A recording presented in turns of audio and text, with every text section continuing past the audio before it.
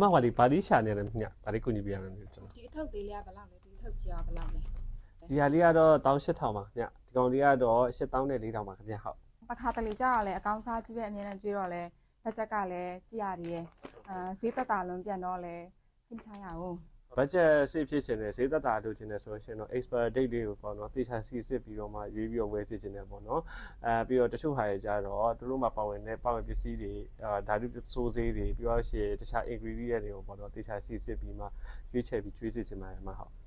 ဟုတ်တယ်နော်ကိုရီတောင်အပြင်မှာတစ်ခါလေးသွားစားရသူတို့မှာတော့ဒီစာခွက်လေးတွေပဲရှိရ ဟုတ်ပါတယ်အမတကယ်တော့သူတို့လေးတွေကကိုကျွေးမှစားရတဲ့သူတွေလေသူတို့မှာတော့ကိုပိုင်ကြီးရွှေကမှမရှိတာ အခုမှပဲတေချာစဉ်းစားမိတော့တယ်ကိုဘတ်ဂျက်ထဲကနေသူတို့အတွက်အကောင်းဆုံးနဲ့အန်ရယ်ကင်းဆုံးဖြစ်အောင်ကိုကပဲတေချာယူဆိုင်ပေးရတော့မှာပေါ့ ဟုတ်ပါတယ်ခင်ဗျာကျွန်တော်တို့ပတ်စုံကတော့အကောင်းဆုံး quality တွေပဲအမြဲတမ်းတင်ပေးထားပါတယ်ခင်ဗျ